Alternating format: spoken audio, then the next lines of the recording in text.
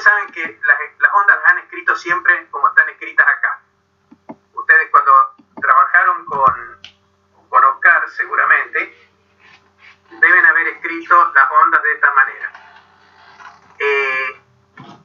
Ustedes saben que, a ver, pueden poner esta K que está aquí como 2pi sobre lambda y pueden poner omega como 2pi sobre período. Entonces está claro de que esta función que está acá es una función de una combinación de las variables x y t, o sea, es cierto, función de dos variables, función de x y de t, pero en una combinación especial, que es x menos v de fase, la velocidad de fase por t. Es una función, en cierto modo, es una función de una única variable, porque entre x y t hay una condición de ligadura, una ecuación que las liga. Entonces, estas ondas son función de x menos c, si fuera la velocidad de fase de la velocidad de la luz, x menos c por t. Bueno, eso es lo que hace que esta sea un tipo especial de ondas, se llaman ondas armónicas, el nombre que tienen estas, que vienen con senos y cosenos. Hay otras ondas que no son armónicas. Cualquier forma funcional de x menos c por t va a propagar sobre el eje x con según el signo de c, hacia la derecha si c es positivo, hacia la izquierda si c es negativo, pero va a propagar con la forma que tenga. Ustedes pueden, por ejemplo, construir un pulso cuadrado y ese pulso cuadrado se va a mantener cuadrado hacia la derecha o hacia la izquierda. Con cualquier forma que ustedes tengan, que sea una forma f de una variable, pero esa variable la ponen como x menos c por t, o sea, una función de esa combinación de posición y tiempo, eso es una onda. O sea, eso satisface la ecuación de onda. Si ustedes plantean la ecuación de onda y reemplazan esa forma funcional, van a ver que se satisface la ecuación de onda. Como caso particular están las ondas armónicas, que son estas que están acá. A ver, discúlpenme un momentito, que me parece que me han llamado, quiero ir a ver qué es lo que ocurre. Permiso.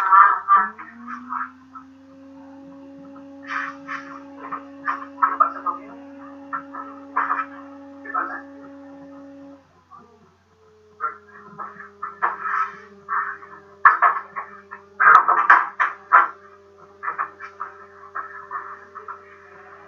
No, disculpe, ya está. Bueno, sigamos. Entonces esta es la forma normal en que ustedes han escrito las ondas armónicas. Con las cosas, con las definiciones ustedes ya saben. El número de onda, que es el módulo de un vector que se llama módulo de vector de onda, etc. Cuando se pasa a 3 dimensiones, esto se escribe de esta manera que está acá. Acuérdense que el hecho de que uno elija esta forma compleja simplemente es para poder incluir los senos y cosenos, estos que tenemos arriba. Y la razón por la cual uno lo hace así, a ustedes no les ha hecho fácil, no se les ha hecho, a ver,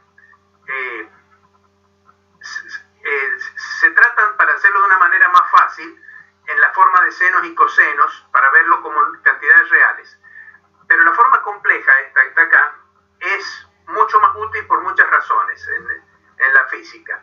Y particularmente en la teoría cuántica. Porque en la teoría cuántica vamos a ver nosotros que las cosas que oscilan, esas llamadas funciones de onda, son en realidad funciones de onda complejas. Tienen parte real y parte imaginaria. Los senos y los cosenos están incluidos en la fórmula, por la fórmula de Euler, que dice que la I phi es el coseno de phi más I por el seno de phi.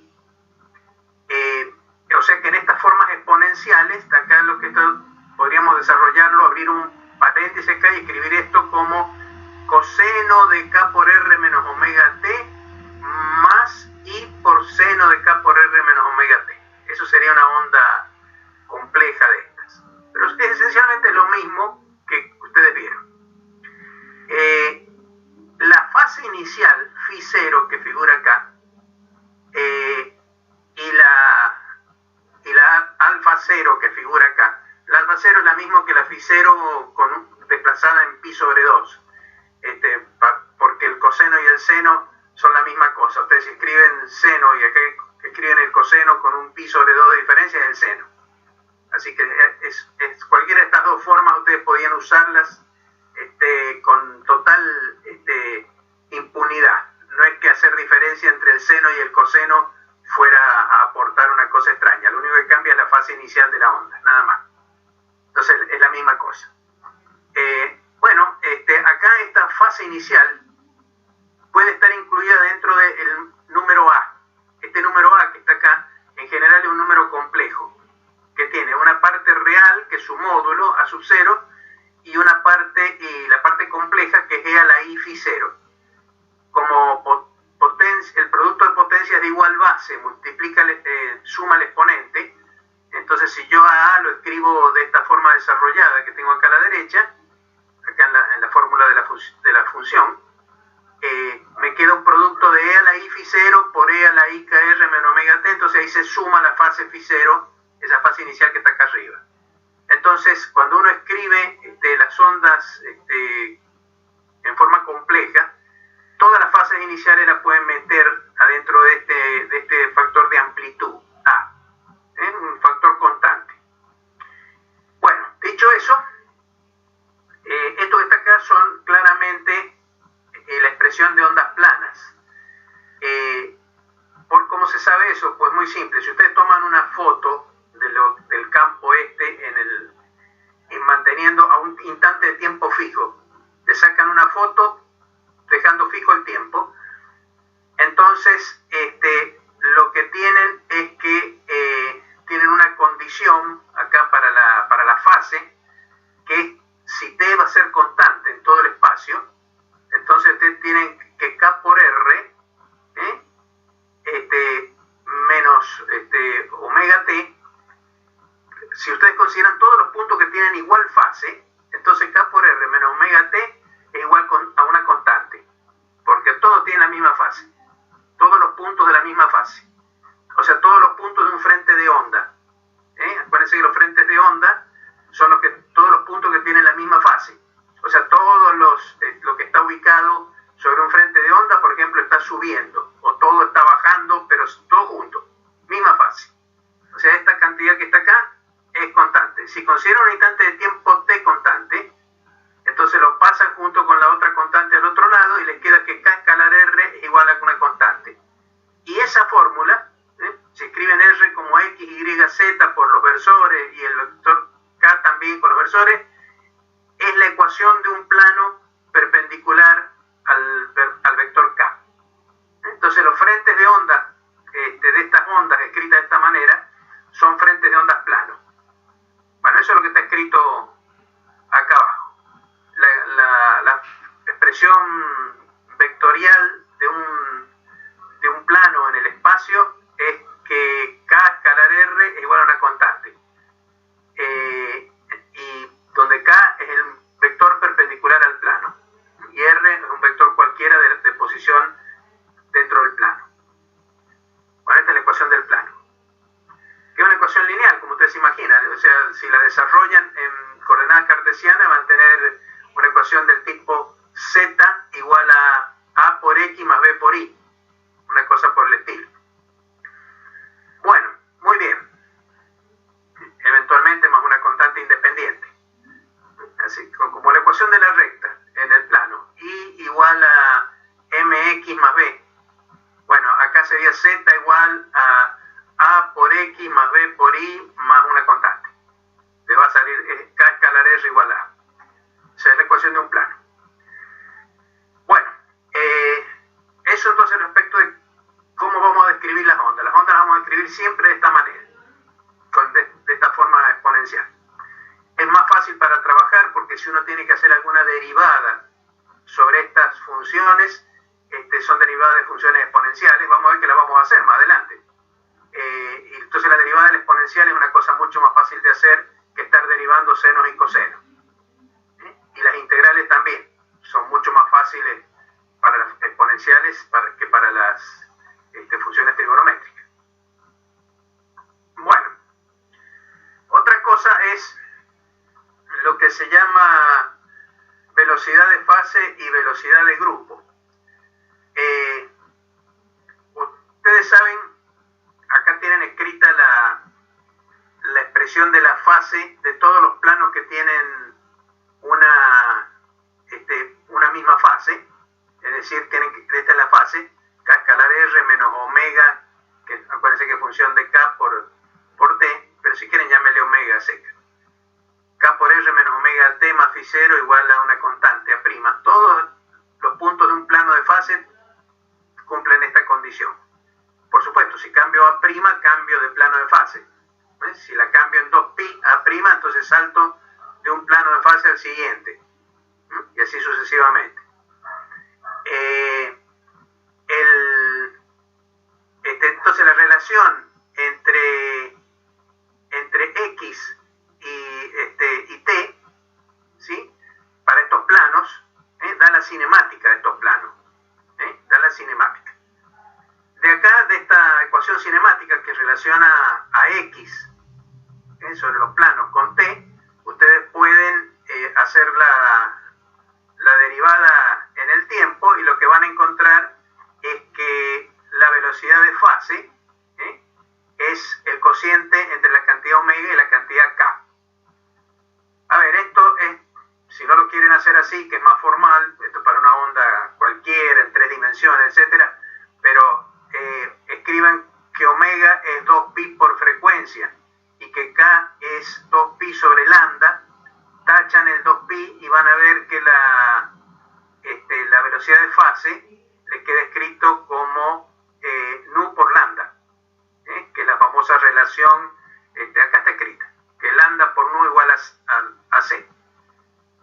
Bueno, esta es la velocidad de fase. La velocidad de fase se obtiene como el cociente entre omega y K.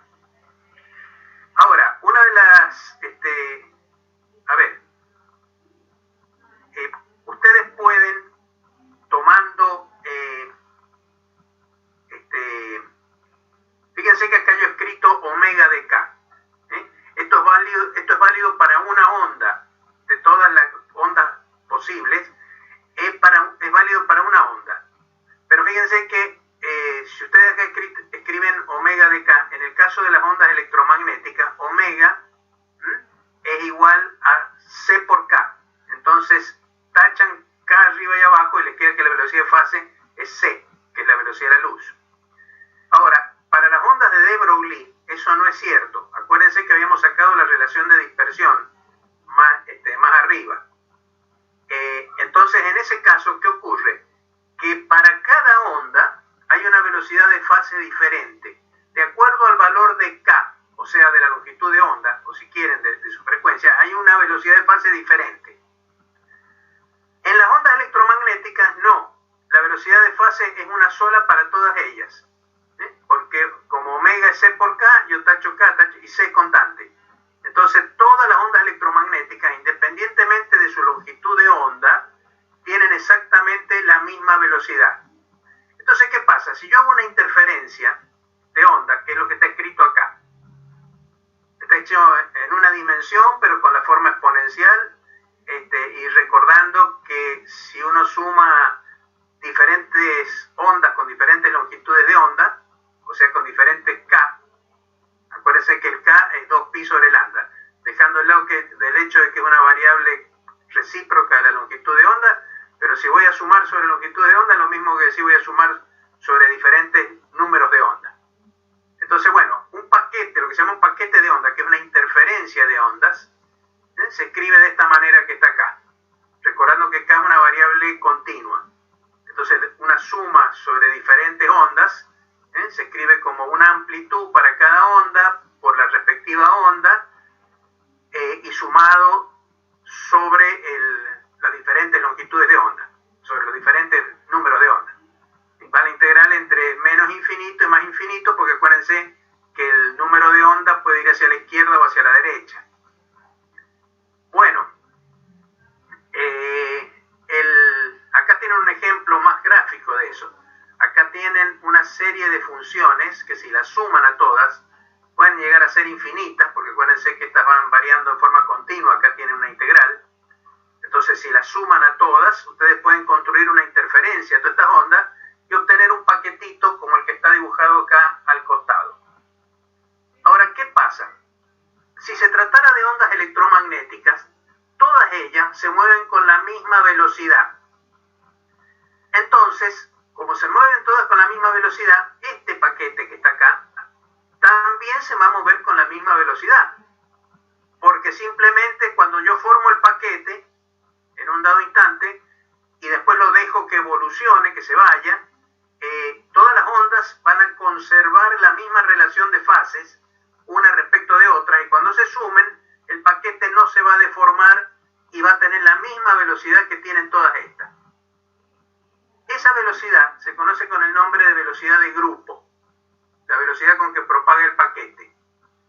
Pero, y acá viene lo importante, si la cantidad omega de k, esta que figura en la integral acá, no fuera, como en el caso de las ondas electromagnéticas, C por K, no fuera, a ver, vamos más arriba, esto que está escrito por acá, omega igual a C por K, acá, omega igual a C por K. Si no fuera eso, como es el caso de las ondas de de Broglie, donde omega no es C por K, sino que omega es C por la raíz cuadrada de K cuadrado más una cantidad K sub C. ¿Se acuerdan que lo habíamos visto en la última clase? Lo vamos a volver a ver, ya lo vamos a mirar más arriba. Cuando la relación de dispersión, y ahora van a entender por qué se llama relación de dispersión, no es lineal, entre omega y K no hay una relación lineal, sino que hay otra dependencia funcional, estas ondas van a propagar cada una con una velocidad de fase diferente. Cada una, cuando yo calculo la velocidad de fase, que es el cociente entre omega y K, este cociente que está acá, ¿sí? Ya no me va a dar constante, no me va a dar un único valor constante. Para cada onda, este cociente me va a dar una velocidad de fase distinta. Entonces, cada onda se mueve con una velocidad propia. Acá está indicado velocidad de la fase 1, velocidad de fase 2. Cada una tiene su propia velocidad de fase. ¿Y qué ocurre? Que a medida que propaga el paquete comienzan a correrse unas ondas respecto de las otras. Y entonces la forma del paquete e incluso el pico del paquete se mueve con una velocidad que no es la velocidad de ninguna de ellas. Es una velocidad propia.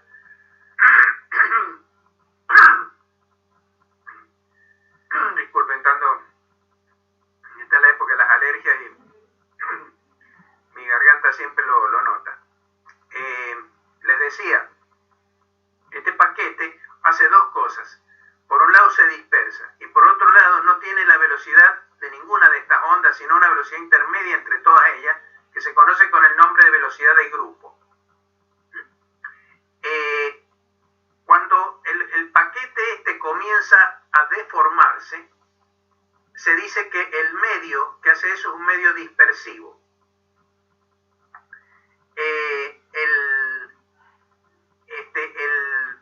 Un caso típico de la física clásica de un medio dispersivo, aquí me han traído agua. Menos mal, eso tengo el servicio doméstico aquí en la casa. Bueno, miren, les decía, en un medio, por eso a la relación omega de K se le llama relación de dispersión, porque es la que indica si el medio es dispersivo o no de las ondas que llegan. Un caso de medio dispersivo es el caso de un vidrio. Ustedes saben que la longitud de onda de la luz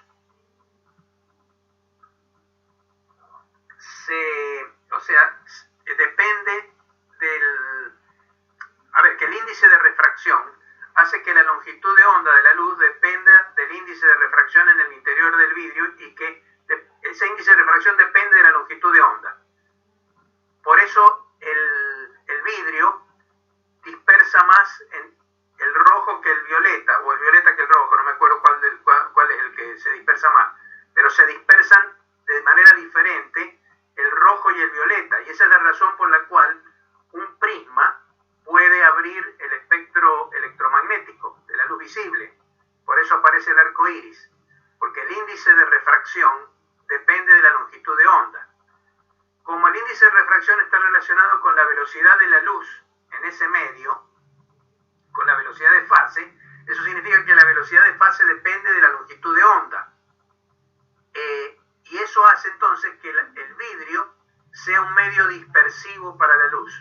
De hecho, dispersión justamente cuando se abren los colores, por ejemplo, ahí hay dispersión. Pero si ustedes construyen un pulso cuadrado, por ejemplo, y lo hacen pasar a través de un vidrio y lo observan a la salida, van a ver que ya no es cuadrado, sino que tiene los extremos con oscilaciones, cambios, o sea, se deforma el pulso, porque el medio de propagación de esas ondas es dispersivo. O sea, se propagan ondas y ondas armónicas, pero con la característica esta, se produce la dispersión. De hecho, el vacío no es dispersivo para la luz, por lo tanto no es dispersivo para los fotones, pero sí es dispersivo para las ondas de de Broglie. Es decir, que si yo construyo un paquete, por ejemplo, un haz de electrones en forma de un paquete, o sea, un grupito de electrones que tengan cuyas ondas forman un paquete como este, ese paquete se va a ir deformando con el correr del tiempo. Bueno, yo les pediría que ustedes vean acá cómo está hecho el cálculo de la velocidad de grupo, para encontrar una formulita para calcular la velocidad de grupo. Antes de seguir, quiero hacerles una pregunta. Yo estoy recordando estas cosas.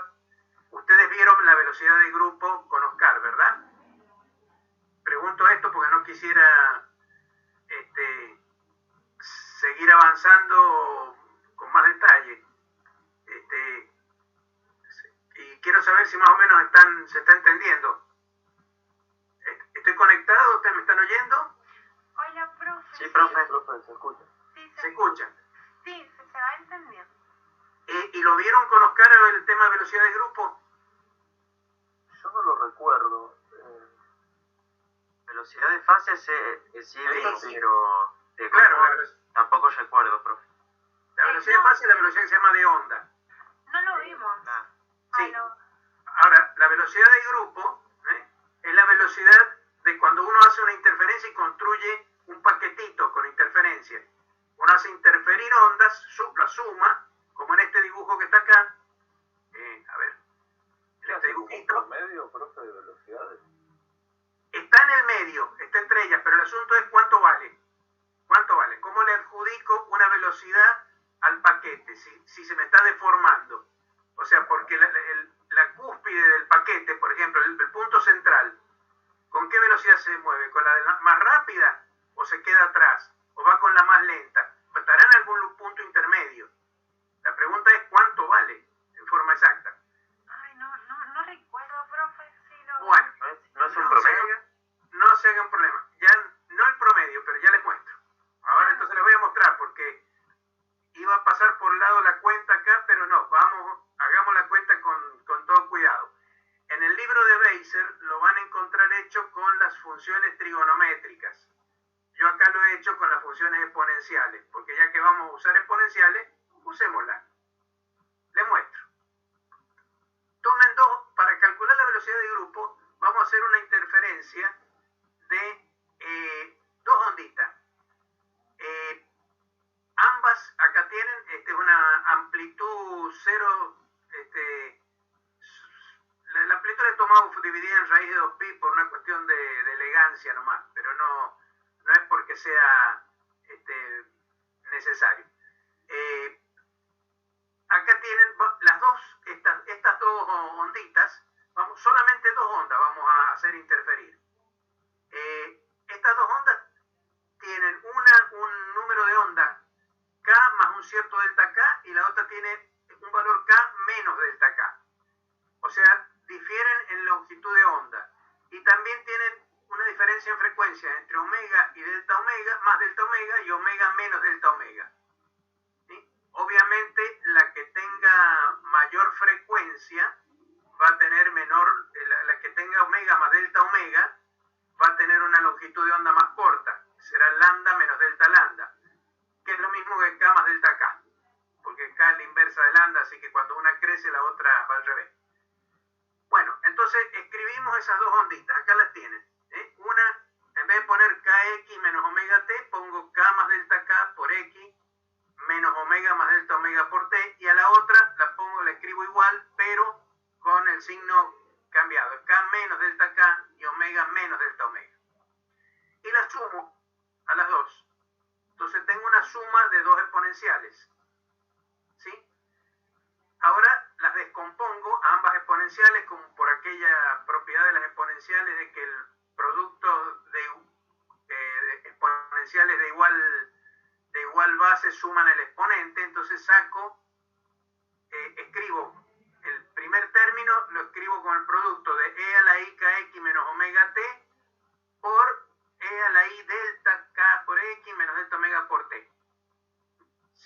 Si hacen el producto de dos potencias de igual base, ustedes saben que suman el exponente. Así que esto es lo mismo que e a la i con todo puesto como está arriba. Y lo mismo hago con la otra.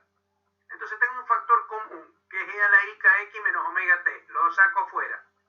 Y me queda una sumita de dos exponenciales, que si las miran cuidadosamente, son dos números complejos conjugados. Acuérdense que los números complejos conjugados son de la forma e a la i phi, y el otro es e a la menos i phi. El signo, estoy tratando de recordarles cosas del álgebra de los complejos. Los números complejos conjugados se representan en el plano de un eje real y un eje imaginario como un vectorcito. Uno de ellos está en el plano superior, por ejemplo, y el otro tiene el mismo módulo, pero está en el plano inferior. Es decir, tienen el mismo módulo, los complejos conjugados, pero tienen el ángulo, el argumento del ángulo que forman con el eje real está cambiado. Uno va para arriba y es el mismo ángulo, pero para abajo. Bueno, entonces estos son dos complejos conjugados. Cuando se suman esos dos vectorcitos complejos del plano complejo, el resultado es el doble de la parte real de uno de ellos. Entonces acá está escrito eso. La suma de estos dos complejos conjugados es dos veces el coseno, la parte real es el coseno, del argumento, que es delta k por x menos omega t. Si tienen duda, desarrollen cada uno de estos con la fórmula de Euler, esa que les mostré más arriba, la de Euler, y van a ver que la parte imaginaria se les cancela y les queda dos veces la parte real, que es esta que está acá. Entonces, bueno, ustedes reescriben esto de esta manera que está acá, y fíjense entonces que lo que les ha quedado es que el paquete de onda, que es la suma de estas dos ondas, es una función de amplitud, que es toda esta que depende como el coseno de delta, o sea, es una amplitud que depende de x y de t por una onda e a la i kx menos omega t. Entonces, esto es equivalente, si quieren, acá lo he escrito en forma real, perdón, acá he escrito la amplitud, que es esta que está acá. Entonces, ¿qué es lo que les queda? Les queda una onda e a la i kx menos omega t con una amplitud que es oscilante, es modulada. O sea, es no constante. O sea, esto, no sé si tengo hecho una representación acá, no tengo hecho un dibujito, que es una pena, tendría que haberlo hecho. Es una onda que tiene batidos. Ustedes la deben recordar, porque yo he visto, cuando rinden examen de la materia, he visto que Oscar les habla del problema de los batidos. O sea, cuando uno tiene dos ondas de frecuencia parecida, entonces interfieren una con la otra, y lo que aparece es una onda que tiene la longitud de onda y la frecuencia promedio de las dos. Si ustedes ven acá, el valor K y el valor omega es el promedio entre una y otra, porque va K más delta K y K menos delta K, entonces el promedio es K. Entonces hay una onda que tiene una longitud de onda y frecuencia promedio entre las dos que me dieron, pero aparece una amplitud modulada. Es decir, hay momentos en que esas dos ondas se vuelven más intensas y después se vuelven menos intensas, después vuelven a hacerse más intensas. Es como si fuera una viborita que tiene como nodos entre medio, lugares donde se estrangula, y quedan como paquetitos que van uno al lado del otro. famosos batidos que ustedes han estudiado con Oscar. Es algo que suele a veces ocurrir cuando se acoplan los micrófonos ¿no han visto si ustedes cuando tienen un sistema de audio en una reunión o en una fiesta o a veces en las reuniones que hacen los políticos y entonces conectan un micrófono y de repente hay un acoplamiento entre el sonido del micrófono y entonces salen unos ruidos rarísimos por los parlantes? Bueno, esos suelen ser justamente estos batidos. Bueno, la velocidad de propagación de esos paquetitos que se forman es justamente la velocidad de grupo.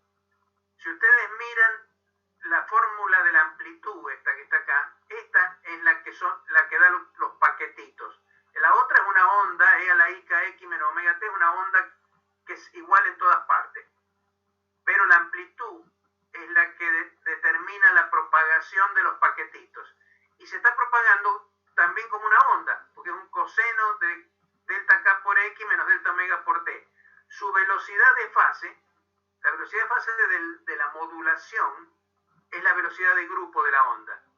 Esa velocidad de fase se calcula como, acuérdense, la de fase se calcula como omega sobre K. Esta se va a calcular como delta omega sobre delta K. Y si consideran ahora que las dos ondas difieren infinitesimalmente, entonces la velocidad que tiene el grupo, la velocidad de grupo es la derivada de omega respecto de K. Entonces esta es la manera como se define la velocidad de grupo. El paquete de ondas que ustedes tengan se va a propagar con una velocidad que se obtiene haciendo la derivada de la relación de dispersión omega de K.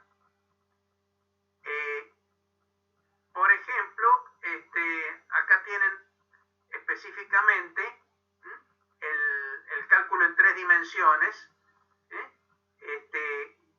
y que da entonces la velocidad de grupo en 3 dimensiones, viene dado por el vector de onda del paquete de ondas planas, estoy suponiendo que construimos con ondas planas, multiplicado por la derivada de omega respecto de K. Vamos entonces ahora a las ondas de de Broglie. Volvamos a las ondas de Broglie.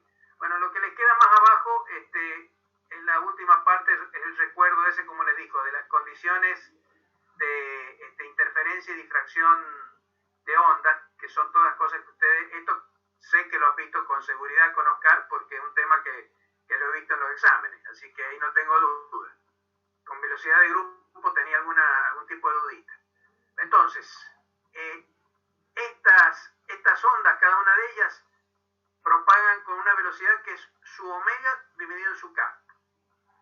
Este paquete propaga con una velocidad que es la derivada de omega respecto de K, evaluado en el K, en el K medio, digamos, que tiene este paquete.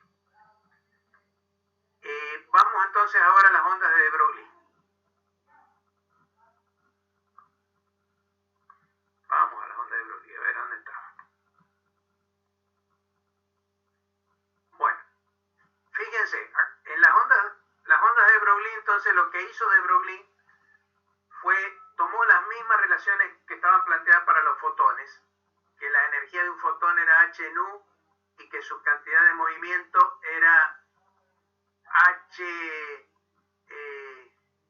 h nu sobre c, pero la nu la puede pasar abajo y el lambda y el c sobre nu es lambda.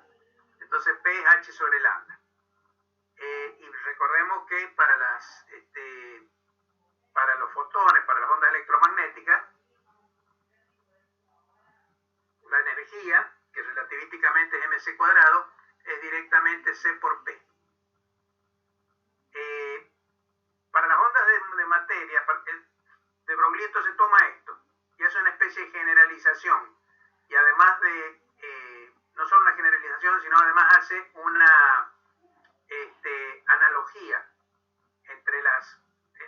dijo, si las ondas electromagnéticas tienen asociadas partículas, entonces por analogía las partículas partículas deben tener asociadas ondas de algún tipo. No serán ondas electromagnéticas. Les dio en llamar ondas de materia.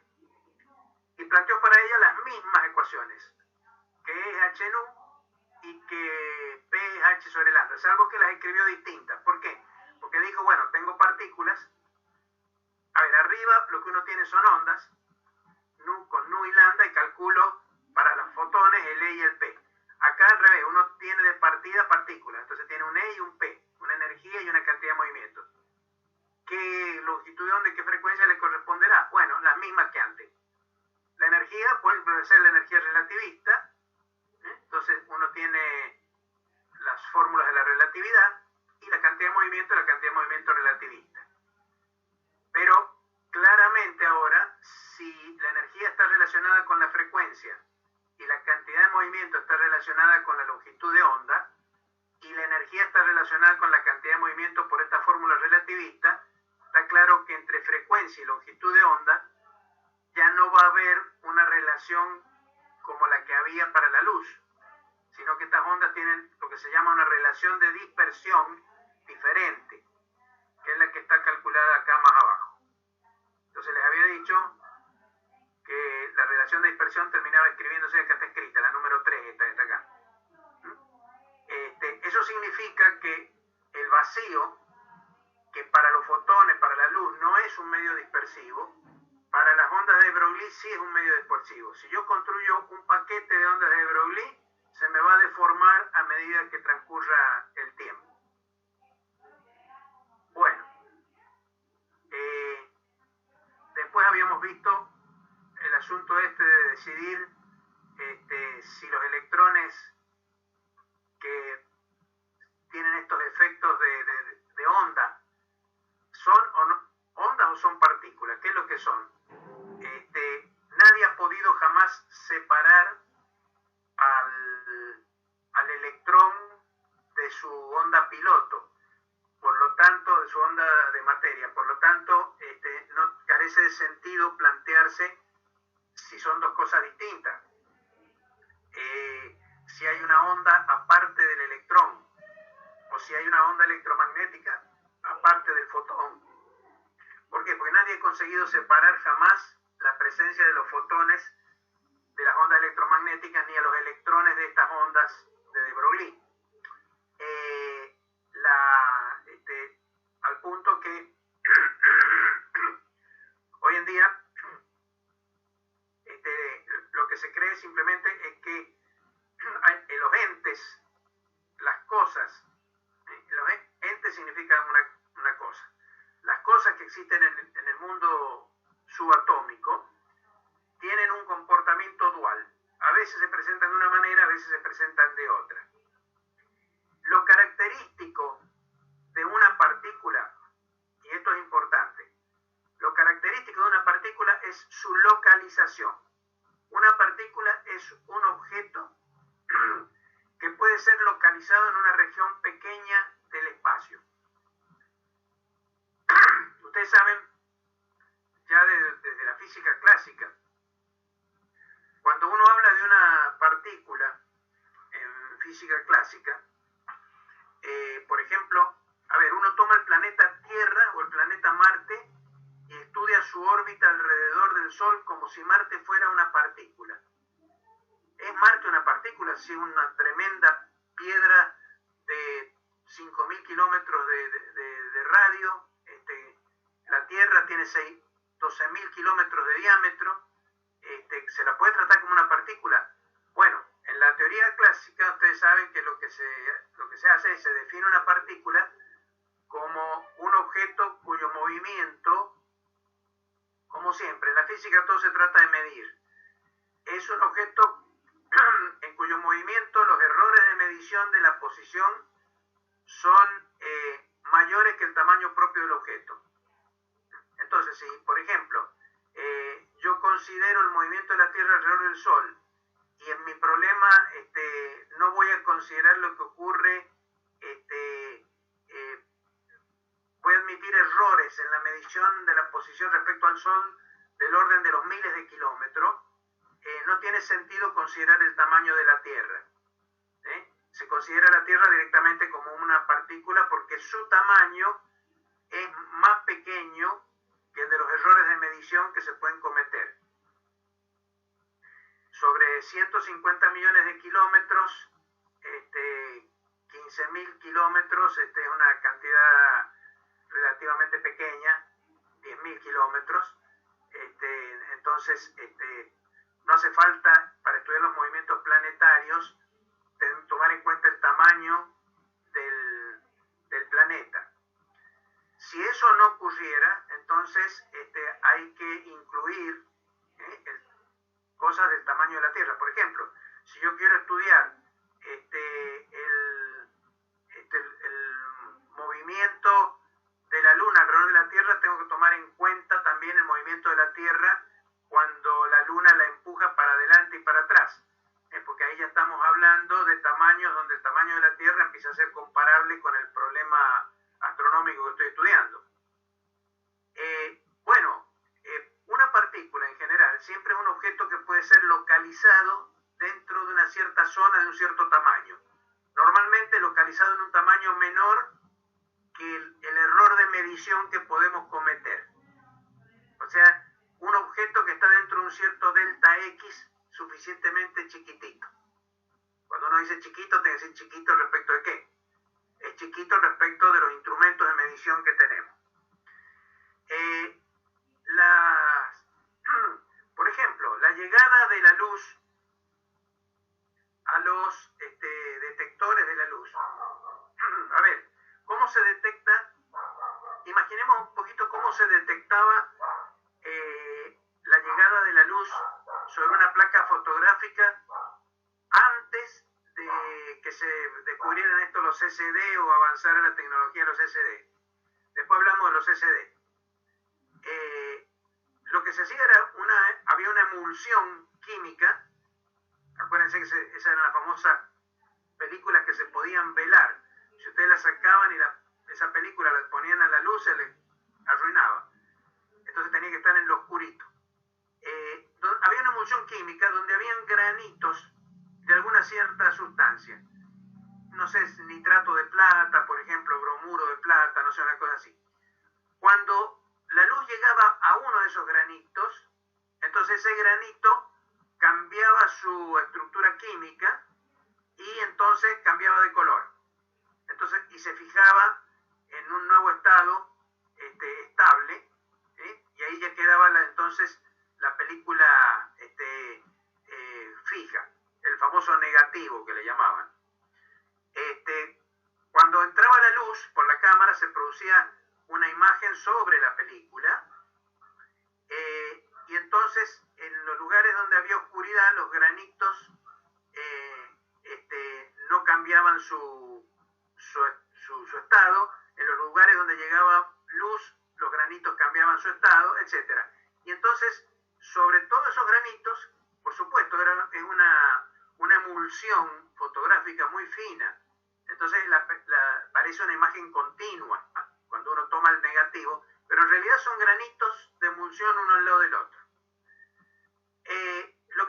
¿Cómo está llegando la luz ahí? Dice uno diría, está llegando como onda. Bueno, uno también puede verlo como una llegada de fotones, cada uno de los cuales llega a uno de esos granitos. Entonces ahí el fotón toma el tamaño del granito, porque interacciona con la totalidad del granito y ahí se localiza. Cada fotoncito que va llegando llega a un granito. Si ustedes pudieran ver el proceso, cómo va ocurriendo a medida que van llegando la luz, entonces van a ver que un granito de repente se activa, otro después, otro. Como les mostré yo en esa película, en esas fotografías hechas por este señor Tonomura en Japón. La llegada de los fotones va ocurriendo uno a uno. Sin embargo, ustedes saben que con los fotones, con la luz, se puede hacer el experimento de Young, interferencia, difracción, que son todas cosas características de las ondas, que son objetos no localizados. Las ondas se extienden sobre todo el espacio. Entonces la pregunta es, ¿qué son estos entes microscópicos? ¿Son ondas o son partículas? ¿Qué es lo que realmente, cuál es su esencia? La respuesta es que no son ni una cosa ni la otra. Estrictamente son objetos que bajo ciertas, o sea, el concepto de onda y de partícula es un concepto macroscópico que depende de nosotros, que los hemos tomado de los fenómenos de la vida cotidiana, de las olas en el mar, de los objetos macroscópicos, en fin, lo hemos observado en fenómenos macroscópicos y hemos tomado esos conceptos y hemos tratado de llevarlos al mundo microscópico, pero en el mundo microscópico esos conceptos no funcionan del todo bien. No es que sean incompatibles, pero son complementarios. Cuando está presente uno de esos conceptos, el otro está ausente. Entonces, estos objetos microscópicos tienen las dos condiciones. ¿De acuerdo a qué? De acuerdo a ciertas condiciones. Acá yo les puse ese ejemplo, acá este dibujito, mostrando que un haz de luz, normalmente considerado como una onda electromagnética, también lo pueden considerar como una lluvia de fotones que pasan a través de un agujerito y forman imágenes como esta que ven acá. Esto se pueden considerar como partículas cuando la longitud de onda de la luz es mucho menor que el tamaño de los objetos. La longitud de onda de la luz, si ustedes quieren verlo de alguna manera, pueden considerarlo casi como el tamaño de los fotones. Ustedes, por ejemplo, en el microondas de su casa, el microondas es una guía de onda. Ustedes tienen una onda ahí adentro establecida, la vibración fundamental entre esas chapas metálicas que tiene el microondas. Si miran el microondas van a ver que es metálico adentro. Y tiene a un costado el generador de las microondas. La onda que se establece ahí es una onda de unos 20 centímetros más o menos, que es el tamaño del ancho de la cavidad del microondas.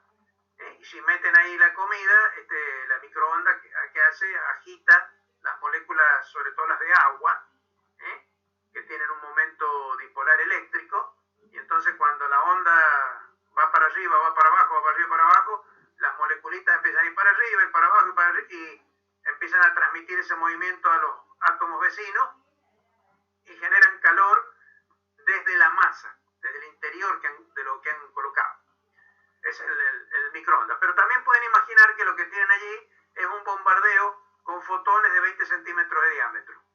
Entonces ustedes están tomando unos fotones relativamente grandes, poco energéticos, porque ustedes saben que la energía del fotón es h nu, y si nu es relativamente baja, como en ese caso, porque la longitud de onda es relativamente grande, son fotones poco energéticos, pero hay muchos de ellos. Entonces le están pegando con fotones a las moléculas de agua y las están obligando a moverse. Bueno, eso es lo que ocurre cuando la longitud de onda es mucho más chica que el tamaño de los objetos que estoy considerando. En un microondas, por ejemplo, yo no necesito tratar como partículas a los fotones. A la luz la voy a tratar como una onda electromagnética. Ahora, si empiezo a disminuir el tamaño, como por ejemplo acá el tamaño de la ventana, comienzan de repente a aparecer los efectos ondulatorios. Me aparecen cosas raras. Empiezan a aparecer efectos de difracción en los bordes. Cuando finalmente la longitud de onda se vuelve del tamaño más o menos del obstáculo, entonces ya claramente tenemos un patrón de difracción. O sea, ya hay un claro comportamiento ondulatorio. O sea, allá arriba yo podría, como les digo, podría considerar a la luz como partículas. Óptica geométrica. Hago pasar luz por una ventana, obtengo como imagen la luz de la ventana sobre la pared. Porque son trayectorias rectilíneas. Trabajo con los rayos directamente, hago óptica geométrica. En cambio, cuando ya la longitud de onda es del tamaño del obstáculo, no puedo evitar decir, no, estos son ondas, de acá los fenómenos que aparecen son típicos de las ondas. Finalmente, si la longitud de onda es mayor que el tamaño suele ocurrir es que se produce difracción total, o sea, es como si esto fuera un único punto del frente de onda, que de acuerdo con con el principio de Huygens se transforma en un emisor de ondas esféricas, ¿eh? Y por lo tanto se produce una dispersión total, como tenemos acá en este último dibujito. Bueno, son diferentes regímenes de trabajo. La pregunta ¿es onda o partícula el electrón? Bueno, se han hecho muchos experimentos para tratar de verlo. Miren, yo acá les hablé a ustedes, acuérdense, les dije, si uno toma cualquiera de estos objetos del mundo microscópico, sean fotones con luz, o sea electrones con pequeños agujeritos de acuerdo a la longitud de onda de Broglie, pueden hacer la experiencia, la famosa experiencia de Young, para ver la interferencia. Ahora ocurre que si ustedes, sabiendo que si tienen abierta uno solo de los agujeritos no hay ningún tipo de interferencia ni efecto que parezca ondulatorio, o sea, los electrones pasan como si fueran partículas que al pasar por el agujerito chocan con las paredes y se desparraman parejo, pero después abren los dos agujeros y aparece el patrón de interferencia. Entonces ustedes dicen, bueno, onda o partícula, ¿cómo hizo un electrón para darse cuenta, pasando por uno de estos agujeros, para darse cuenta que estaba el otro abierto? Eso es lo extraño, porque para que aparezca el patrón de interferencia, cualquier electrón que pase por uno de los agujeros tiene que estar sabiendo, y ojo que los electrones no saben nada porque son objetos inanimados, no tienen cerebro ni tienen manera de ver, pero de todas maneras, ¿cómo hacen para percibir físicamente que está abierto el otro agujero? Para dar el patrón de interferencia. Entonces, bueno, ustedes podrían decir, debe ser que el electrón es una onda totalmente, pero resulta que si ustedes tapan uno de los agujeros, aparece, ni siquiera aparece el patrón de difracción, o sea, aparece una difracción total, digamos, si quieren, un desparramo como si fuera una partícula clásica que se desparrama en todas direcciones. Y de hecho, cuando las reciben en la pantalla, las reciben como partículas, en cada punto lo van recibiendo como partículas. Acá tiene una emulsión fotográfica o un CCD. Miren, los CCD actuales son hechos, por supuesto, microscópicos, con una tecnología que nosotros no tenemos en el país. Solamente 1 o 2 lugares en el mundo se pueden fabricar esas cosas, ¿no es cierto? En China y en Estados Unidos. Es un pequeño cuadradito que tiene un montón de cuadraditos adentro, que son píxeles. A cada uno de ellos llega un fotón. ¿Y qué es lo que hace allí? Bueno, toma cargas eléctricas y las pasa de los semiconductores, las pasa del nivel de la banda de valencia, las pasa a la banda de conducción. Entonces va produciendo, va acumulando una cantidad de cargas eléctricas libres en cada uno de esos cuadraditos. Después, con un dispositivo electrónico, lo que se hace es se barre fila por fila esa matriz cuadrada y se va viendo qué cargas hay en cada cuadradito. Entonces eso, hay un dispositivo electrónico que lo traduce en cantidad de luz que llega a cada uno, y hay 3 filtros, uno verde, uno rojo y uno azul para formar imágenes en colores, de ahí sale la información electrónica para reconstituir la imagen electrónicamente. O sea, después a una pantalla de televisión se lleva esa información y la pantalla de televisión reconstruye la imagen. Esa es la manera como trabajan los CCD.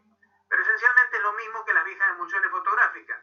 Se trata de localizar la llegada de los fotones, uno por uno, en un cierto lugar. Entonces ahí están apareciendo como partículas.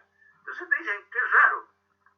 Llegan como partículas, pero saben a dónde no tienen que ir en el patrón de interferencia, hay zonas oscuras. Saben a dónde tienen que ir, que son las zonas claras. ¿Cómo hacen para advertir que hay 2 agujeros si son partículas chiquititas? ¿Cómo hace el que pasa por vez saber que A está abierto y viceversa? Bueno, se han hecho muchos experimentos para tratar de pescarlos a los electrones en trampa y mostrarlos como partículas que a la vez interfieren. Y no hay manera. Acá yo les recordé a ustedes, si uno se empieza a fijarse ¿por qué agujero pasa mediante un experimento como este? ¿Sí? O como este otro. Bueno, el patrón de interferencia se destruye. Cuando yo empiezo a detectar, y supongamos que hiciera un experimento de tal manera que pudiera detectar todo electrón que pasa por A o por B. Lo hago con luz, así como, bueno, lo que veo es que en el momento en que empiezo a detectar que pasan por A o por B, es decir, se están comportando como partículas, el resto de su vida lo hacen como partículas. O sea, la intensidad luminosa sobre la pantalla desaparece el patrón de interferencia. No está mal. Si yo observo, por ejemplo, un solo agujero y no observo el otro, entonces los que pasen por el agujero A y yo los observe, esos van a parecer como que son partículas. Entonces van a contribuir con un fondo uniforme. Y los que pasen, y habrán algunos que no detecte yo, que no sea yo capaz de detectar pasando por A y que puedan pasar por el agujerito B. Esos que no puedo detectar van a dar lugar a esta oscilación que está acá. Fíjense, hay otra manera de hacer esto mismo que a lo mejor es más sutil. Supónganse que tienen el patrón de interferencia acá. Esto lo pueden hacer con luz también. Con luz. Y supónganse que tienen luz, pongamos por caso, polarizada a 45 grados que les está llegando. O sea, el vector de campo de la luz está a 45 grados respecto, por ejemplo, de esta dirección vertical que tienen acá dibujada, de la dirección de la pantalla. Está a 45 grados. O sea, obviamente, estos son frentes de onda. Está contenido en este frente de onda, ese vector, pero está inclinado 45 grados, por ejemplo, hacia adelante, hacia ustedes. Entonces ustedes acá quieren hacerle trampa y van a hacer lo siguiente. A los fotones que lleguen acá, a los que vayan apareciendo acá, le van a detectar con un detectorcito acá el estado de polarización que tiene. Y para eso hacen lo siguiente. En la abertura A ponen un polarizador horizontal y en la B un polarizador vertical. Entonces la luz va a pasar, que venía a 45 grados, cuando pase a través de uno de estos agujeros va a estar marcada, porque va a salir con la polarización horizontal o vertical según por qué agujero haya pasado. Entonces cuando ustedes detecten acá, van a saber por qué agujero pasó. Si detectan un fotón que tiene polarización vertical, sabrán que pasó por A. Y si es horizontal, sabrán que pasó por B. Bueno, cuando hacen el experimento, efectivamente empiezan a detectar que los electrones pasan por A o por B. Pero ¿saben qué ocurre? El patrón de interferencia desaparece y la pantalla queda iluminada uniformemente, tal como acá más abajo. Lo mismo que ocurría acá, en este caso, ocurre ahora si ustedes colocan un polarizador acá y otro polarizador acá. Traten de imaginar ustedes el experimento desde el punto de vista de lo que saben de la teoría de onda y van a ver entonces, por ejemplo, que en el punto medio, acá, si acá tienen polarización, lo que viene de acá viene polarizado vertical y lo que acá viene horizontal, cuando lleguen acá van a tener en el punto medio, que es el uno de los máximos del patrón de interferencia, acá en el punto medio acá, van a tener polarización a 45 grados. A medida que se vayan desplazando, las dos ondas que están polarizadas a 90 grados una de otra, una para arriba y otra para abajo, van a desplazarse sus fases, por ejemplo en pi sobre 2. Entonces hay un punto donde la polarización va a ser circular. La onda que va a estar llegando va a ser polarizada circularmente. Después va a ser entre la polarización lineal a 45 grados y la circular, va a pasar por todas las elípticas. O sea, a partir del segmentito de polarización lineal comienza a pasarse a elíptica, después circular, después de nuevo elíptica, después a circular en el otro sentido. ¿Y qué pasa? Que el módulo del vector, cuando hay luz circularmente polarizada, lo único que hace el vector no disminuye ni aumenta, sino que simplemente gira, pero con la misma intensidad. Entonces Entonces la intensidad luminosa se vuelve uniforme en toda la pantalla con ese tipo de iluminación. Entonces fíjense, hemos hecho un experimento para tratar de saber por dónde pasó como partícula los electrones y ver si podíamos conservar el comportamiento ondulatorio y no. Si somos capaces de saber por dónde pasó y entonces decimos, es partícula, entonces va a seguir comportándose como partícula. Va a iluminar uniformemente la pantalla y la cantidad de fotones que van a llegar a diferentes lugares va a ser uniforme, como si fueran partículas que están pasando aleatoriamente por A y por B. O sea, no hay manera de hacerle trampa a la naturaleza. Los electrones se comportan como ondas o como partículas. Y los fotones se comportan como ondas o como partículas, predominando uno u otro tipo de comportamiento según las condiciones del experimento, por supuesto. Quiere decir que en cierto modo son las condiciones experimentales las que determinan qué es lo que es uno de estos entes microscópicos. Bueno, ¿hemos entendido hasta acá la cosa? Claudio, vos que sos uno de los que más pregunta, ¿se entiende más o menos? Sí, profe, se entiende. Gracias, Yelén, por contestar. Bueno, muy bien. ¿Cómo se comprobó la existencia de estas ondas? Mediante experimentos de difracción de ondas electrónicas, o sea, de haces de electrones, haciéndolos pasar a través de una red de difracción que tiene que tener longitudes de onda, que tiene que tener distancias entre, acuérdense, una red de difracción se puede hacer rayando un vidrio con rayitas una al costado de la otra. Tiene que ser una rejilla que obligue a la onda, ¿sí? a tener difracción, porque las distancias entre agujerito y agujerito, entre rayita y rayita, es del orden de la longitud de onda. En el caso de los rayos X, que no tienen carga eléctrica, el rayo X son fotones, no tienen carga eléctrica, pueden interaccionar con las cargas eléctricas, pero no tienen carga eléctrica. Entonces penetran fácilmente en la materia, no se atenúan fácilmente, y pueden encontrar los planos atómicos, y si la longitud que tienen los rayos X es más o menos del orden de las distancias entre los planos atómicos, se puede producir difracción en las redes cristalinas, en las estructuras periódicas que se forman en forma natural en los cristales de la naturaleza. Cristales, por ejemplo, la sal común, por ejemplo, el cloruro de sodio, es una estructura cristalina que está formada por un intercalado de un átomo de sodio y un átomo de cloro. El sodio le entrega totalmente su electrón al cloro. Entonces el sodio se transforma en un ion sodio positivo. Y el cloro captura el electrón y se transforma en un ion cloro negativo.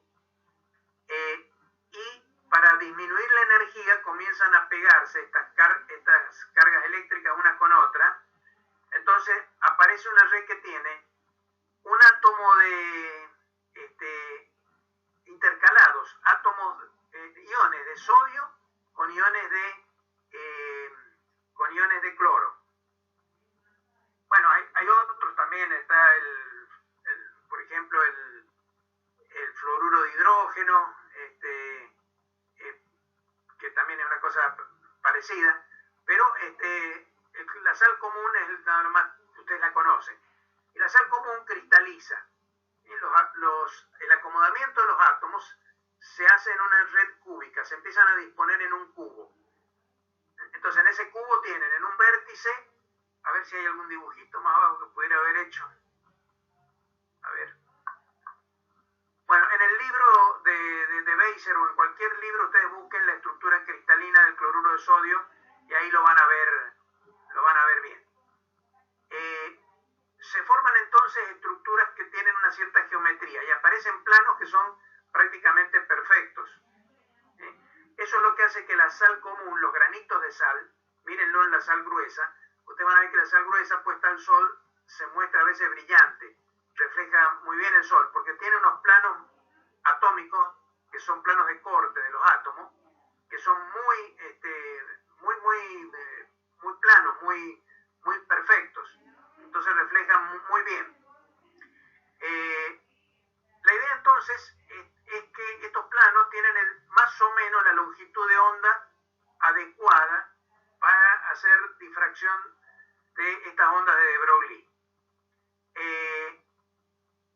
Las cosas que les voy a mostrar ahora comenzaron en realidad con estudios hechos por Bragg y su padre, William Bragg y su padre. Lo hicieron con rayos X, pero se aplica totalmente también, lo hizo después Thomson, lo aplicó a las ondas de Broglie de los electrones. Y efectivamente se vio que la difracción de electrones, o sea, el paso de los electrones a través de una lámina cristalina producía patrones de dispersión que eran totalmente análogos a los de los rayos X. Es decir, se comportaba el electrón como una onda al pasar por el interior de la estructura cristalina.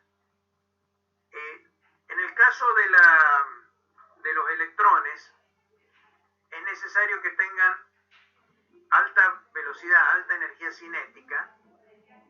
A ver, porque acuérdense ustedes que la longitud de onda depende como H sobre P. Si P es alto, porque tienen alta energía cinética, entonces la longitud de onda tiene que ser corta, tiene que ser justamente del tamaño atómico. ¿Por qué hace falta que los electrones tengan suficiente energía para que puedan hacer esto? Porque como tienen carga eléctrica, entonces hay que lograr que la energía de interacción con las cargas del material, del cloruro de sodio sobre el cual estoy haciendo impactar los electrones, esa energía de interacción sea pequeña comparada con su energía cinética, que es lo que le da la característica a la onda de Broglie. Si la velocidad de los electrones fuera muy pequeña, uno tal vez podría hacer por ahí difracción de electrones en una red de difracción como las que se usan en óptica, por ejemplo. Pero eso no se puede observar porque el electrón apenas llega a la red, supongamos que fuera una red de difracción hecha en vidrio rayado, con rayitas hechas sobre vidrio. Los electrones con baja energía quedan directamente capturados en la red, es decir, no salen, no forman ningún patrón de nada. Ahora, si tienen suficiente energía cinética, sí van a poder salir. Y ahí es cuando se observa el patrón de difracción. Pero alta energía cinética implica corta longitud de onda. Por eso hizo falta usar redes cristalinas que difractan también ondas electromagnéticas de corta longitud de onda, como es la radiación X. Bueno, acá tienen ustedes cómo trataron el tema Bragg y su papá. Dijeron, miren, supongamos que yo tengo una red cristalina, como está acá. Estos que están acá son átomos, todos estos azulcitos que están acá. Entonces dijeron lo siguiente, esos átomos forman planos atómicos y cada uno de esos planos atómicos puede reflejar las ondas que le llegan, como un espejo, o sea, ley de Snell. Acá ustedes ven un rayo, una onda de estos son los frentes de onda, son obviamente perpendiculares a los rayos, que se está reflejando en uno de esos planos atómicos, que son perfectamente pulidos, podríamos decir así. Pero también puede entrar hacia el interior y adentro va a también encontrar otros planos paralelos a este. Entonces se produce reflexión en los dos planos. Ahora fíjense que los dos rayos tienen una diferencia de camino. Si miran acá este dibujito y trazan las perpendiculares, estas que están dibujadas acá, formando un ángulo θ, que es el mismo ángulo de entrada que está teniendo el rayo sobre el plano, entonces la diferencia de camino vale 2 veces d, donde d es el espaciado interatómico entre los planos, 2 veces d por el seno de θ. Tomen cada uno de estos triangulitos, d es la hipotenusa, entonces en cada triangulito el cateto menor es d por el seno de θ. Como son dos catetos menores, la diferencia de camino que hay entre los rayos de entrada y los rayos de salida, entre el rayo superior y el rayo inferior, ¿qué pasa? Que cuando salen van a interferir, porque tienen la misma longitud de onda y todo, entonces salen e interfieren. La interferencia va a ser constructiva si la diferencia de caminos es un número entero de veces la longitud de onda. Eso se conoce como ley de Bragg y es la ecuación básica que nosotros y que ustedes van a usar para resolver problemas. Toda vez que se dé esta condición que está acá, entonces un haz que entre con este ángulo va a producir una interferencia constructiva. Cualquier otro ángulo θ de llegada que no cumpla esta condición va a dar interferencia destructiva. Es decir, para cada rayo que entre con una cierta fase, entrando en profundidad, fíjense que si esto se cumple para los dos primeros planos, se va a cumplir para todos los demás. Esto va a dar interferencia constructiva con todos los rayos en profundidad. Pero si esta condición no se cumple, para cualquier rayo que llegue acá, va a haber otro desfasado más abajo que se va a cancelar con el primero. Y todos se cancelan unos con otros, y entonces no hay radiación dispersada en otras direcciones que no sean las que cumplan esta condición que está acá. Eso significa que si yo tengo un haz, en un cierto ángulo θ va a salir dispersado y después en otros ángulos no va a haber nada. Ahora, ¿qué pasa? Que claro, eso va a depender hay un número n de lambda. Va a llegar otro ángulo θ donde el camino va a valer 2 veces lambda y entonces voy a tener de nuevo un haz dispersado en esa dirección porque hay de nuevo interferencia constructiva. Fíjense que hay un límite para eso. Porque, a ver, si ustedes calculan el seno de θ desde acá, lo escriben como n lambda sobre 2d. Para el seno tiene que ser siempre, para que θ sea real, el seno tiene que ser siempre menor que 1. No puedo tener un seno de un ángulo que valga 2, por ejemplo. Quiere decir entonces que hay una condición que se tiene que cumplir entre la longitud de onda y las distancias interatómicas para que pueda haber realmente este fenómeno de la difracción de la onda. Si no ocurre eso, lo que hay es simplemente reflexión con la ley de Snell. Directamente es reflexión clásica de la luz. No está ocurriendo la difracción en planos atómicos, esto que está acá.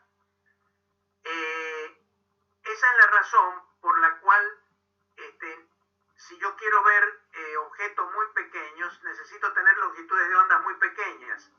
Si la longitud de onda es muy grande, entonces la luz ni siquiera va a advertir la presencia de una separación atómica.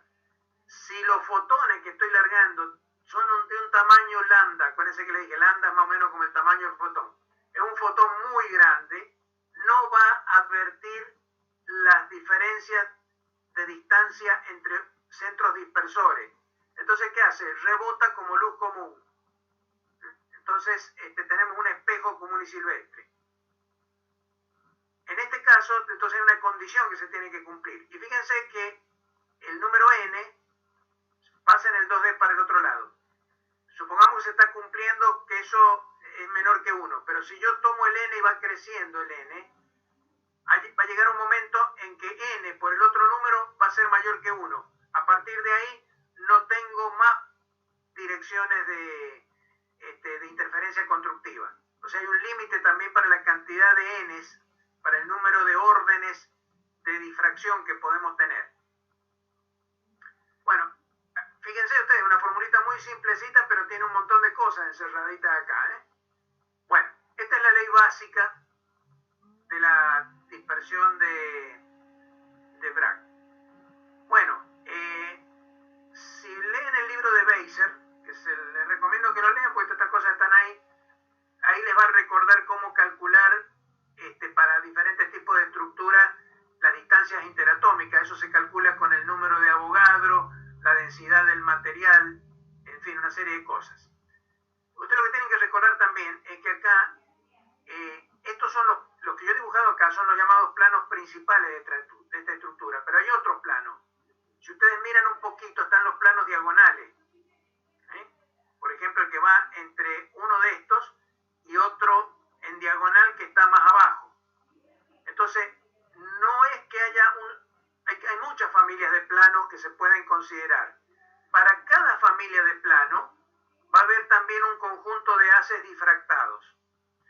Entonces, si ustedes miran el libro de Alonso, van a ver fotos de esa difracción en un cristal. ¿Y qué aparece en una fotografía, en una radiografía hecha con rayos X de un cristal como este?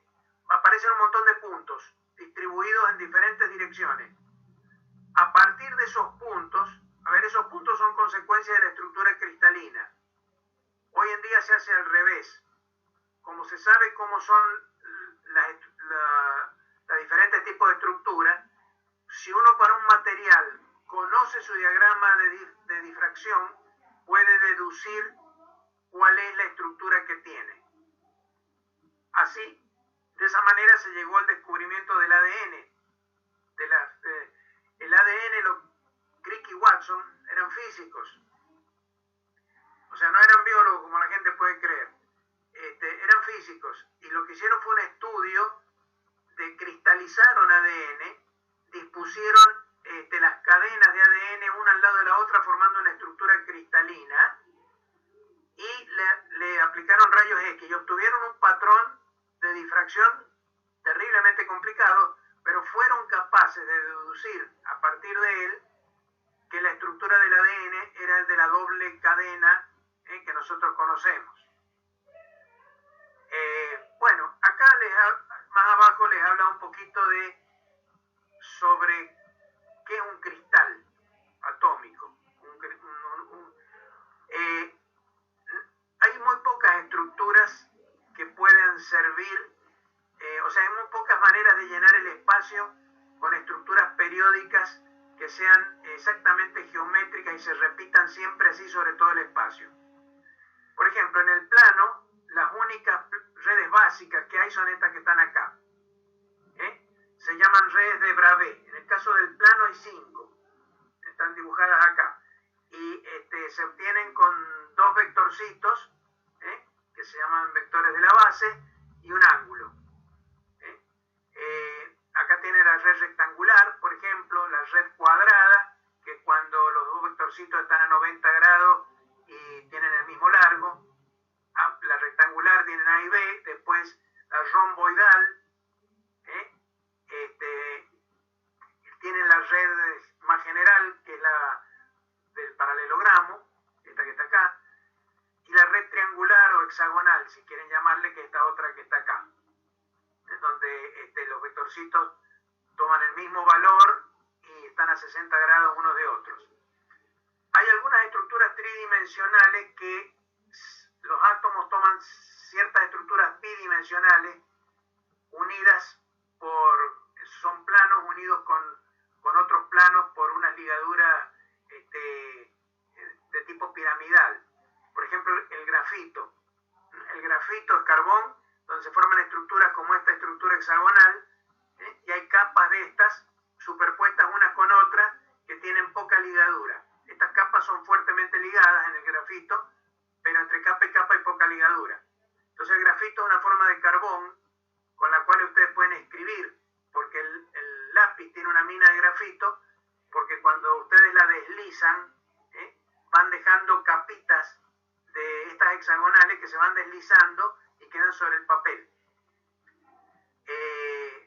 Bueno, en el caso bueno, ¿y un cristal qué es lo que es? Un cristal es una de estas redes básicas donde en cada punto de la red básica agregan un conjunto de átomos. En este caso he dibujado para que vean, esto que está acá no son puntos que estén distribuidos como ninguna de las redes de arriba. Ninguna de las redes de arriba deja algún tipo de hueco entre medio, así que se distribuye en todas partes. O sea, acá fíjense que tiene un agujero en el medio. Ustedes dirán, ¿cómo? Esto no es una red. No, sí es una red completa como se ve acá, pero en cada punto de red se coloca lo que se llama la base atómica. Y entonces se forman estructuras que son más ricas, más variadas que la de las redes básicas. Entonces lo que se llama cristal es el conjunto de una red cristalina más lo que se llama el grupo base. En 3 dimensiones, el número de redes cristalinas, creo, el número de grupos de redes, ¿sí? Creo que llega a 13, si no me equivoco. Por supuesto, son redes que tienen simetría. Acuérdense, simetría es algo que hace que cuando uno le aplica una operación hay algo que no cambia. Entonces, por ejemplo, en la red cuadrada, si yo tomo un punto y roto todo 90 grados, tengo la misma red. Entonces no cambió nada. Entonces hay una simetría. En todas estas redes hay ciertas simetrías. Las redes tridimensionales también tienen esas simetrías y tienen ahí un montón de propiedades de las redes que se deducen a partir de la simetría de la red. Bueno, acá está hecho el cálculo de cómo se calcula el parámetro de red, o sea, las distancias básicas entre átomos, entre los planos atómicos. Mírenlo, esto ya lo hicimos cuando vimos interacción de radiación con la materia y calculábamos la cantidad de centros dispersores que había. Acá lo tienen, la densidad es el número supongamos que fuera una red monoatómica, pongamos por caso de un metal, el oro, donde están todos los átomos de oro acomodados. Entonces el número de átomos por la masa de cada átomo dividido el volumen el volumen total que ocupa. Entonces la masa de cada átomo la pueden escribir como la masa molecular gramo, que es la masa de un mol dividido el número de Avogadro. Entonces de acá salen el volumen, sacan el volumen ocupado, cuando acá el volumen es el volumen de una sola celdita, estoy considerando, que es una sola celdita. Entonces ese volumen es proporcional a la distancia, al volumen del cubito, a cubo. Entonces de acá pueden despejar cuánto vale el lado del cubo. Conociendo el lado del cubo pueden conocer las distancias interatómicas y con las distancias interatómicas saber a qué distancia están los planos que pueden reflejar. Léanlo a estos. Si tienen dudas con el álgebra o hay algo ahí que no lo comprenden, me lo van a preguntar. Bueno, yo diría que acá podemos terminar. Tienen un montón de material en esto para empezar, para ir resolviendo problemas de Alonso. Así que no le mezquinen, resuélvanlo y pregúntenmelo en clase, discutámoslo en clase. Lo traen a clase, lo presentan y lo vemos. Bueno, preguntas que quieran hacer. Profe, Sí. recién estaba hablando del grafito, creo que era. Sí. De que está formado por capas de carbono, donde los átomos en esas capas están fuertemente ligados. Sí, capas hexagonales. Una, otra. Ajá. Y son como prismas hexagonales. Hay prismas en la capa que son así verticales y una capa hexagonal, otra capa hexagonal, así. entre capa y capa dijo que no estaban tan fuertemente ligados. Hay una ligadura más débil, sí.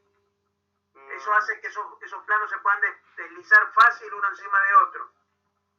Por eso se usa para los lápices, porque entonces las capitas de grafito se van deslizando y el carbón va manchando la hoja de papel y va marcando las letras. Y también se usa, como es un deslizamiento que requiere poca fuerza, se usa para construir contactos eléctricos en rotores. En los autos, por ejemplo, el alternador del auto, o los dispositivos como el burro de arranque, ese tipo de cosas que necesitan que un motor eléctrico dé un primer impulso, los contactos eléctricos para pasarle la carga desde la batería al motor se hacen a través de unos contactos de carbón. ¿Por qué? Porque el carbón y se van gastando. En los autos viejos llegaba un momento en que estaban tan gastados que había que cambiarlos. Yo no sé cómo en los autos nuevos, porque los autos nuevos uno normalmente los tiene que dejar antes de llegar a esa etapa.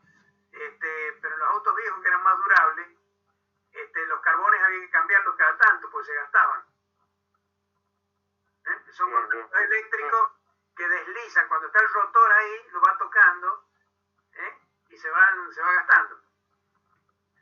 Y profe, el diamante, que también es a base de carbón, Es una estructura cristalina, es el mismo carbón en una estructura diferente. Es una estructura... ¿No son hexagonales? No, es tetraédrica, se forman tetraedros. Es una estructura, bien. pero es carbón, es exactamente el mismo carbón negro que vos ves, salvo Sí. que para poder tener esa estructura hace falta haber sometido al carbón a presiones y temperaturas altísimas. Eso ha ocurrido solamente en ciertos lugares del mundo donde el vulcanismo ha generado presiones geológicas enormes, altas temperaturas, y ha conseguido sintetizar los diamantes. Por ejemplo, en Sudáfrica. En Rusia, que es un gran productor de diamantes, hay una zona de Rusia donde se han encontrado diamantes en toda una zona enorme, circular. Esos son diamantes que se originaron durante la colisión de un meteorito hace muchos millones de años en el pasado. Están todos distribuidos sobre un anillo, que obviamente es el lugar donde, debido al impacto del meteorito, se generaron las condiciones porque cayó ese meteorito sobre un lugar que tenía turba. La turba son restos orgánicos de plantas, entonces había carbón en esa zona. Entonces esos restos orgánicos, debido a la inmensa presión que se generó y a la temperatura, se transformaron en diamante. Bueno, todas esas minas Rusia las tiene prohibidas de explotar. Ustedes me dirán, ¿cómo? ¿Está prohibido explotar eso? Sí, está prohibido. ¿Saben por qué? Porque hay mucho diamante. Y si todo ese diamante saliera al mercado, tiraría al suelo el precio de los diamantes, y entonces la economía rusa se resentiría gravemente, porque buena parte de los diamantes que se utilizan en el mundo provienen de Rusia. Entonces hay una prohibición de explotación de esas... claro, las cosas son valiosas cuando faltan, cuando escasean. De lo que hay poco vale mucho. Por eso mi consejo es que traten de ser los mejores que puedan ser en su profesión, porque cuanto mejores sean ustedes, menos habrá como ustedes, y entonces el precio de ustedes será más caro. Podrán ofrecerse, digamos, por salarios mejores en cualquier trabajo, si no, véanlo con la gente que estudia informática. Tengo un hijo que estudia informática y que le va re bien, le va mucho mejor que a mí. ¿Pero por qué? Porque el tipo es muy bueno, y entonces lo llaman de todos lados y trabaja trabaja tiene trabajo de sobra, y bueno, son las leyes del mercado, ley de la oferta y la demanda. Bueno, ¿alguien más quiere saber alguna otra cosa? Todo el mundo... Bueno, profe, Sí, yo le iba a hacer otra pregunta más de las ondas de Broglie, bueno, que usted dijo que estas se dispersan en el vacío, entonces, si sí, se dispersan en el vacío, entonces todos los medios son dispersivos para estas ondas. sí, sí, el vacío y la materia también. Las ondas de Broglie, vamos a ver que eso se relaciona con una cosa que se llama el principio de indeterminación. El hecho de la indeterminación en la posición de una partícula material va cambiando con el correr del tiempo, se va desparramando cada vez más. Ya vamos a esto, eso lo vamos a volver a ver, Horacio. O sea, una vez que empezamos con esto, no lo vamos a abandonar más. De una u otra manera vamos a seguir con esto hasta el final del año. Bueno, ¿Alguna otra? Bueno, listo entonces. Los problemas, no dejen de hacer los problemas. Estoy esperando que me pregunten sobre eso. Discutamos sobre eso, porque mientras uno no resuelve problemas, en el fondo no sabe si realmente está comprendiendo o no está comprendiendo. Así que bueno, los espero si Dios quiere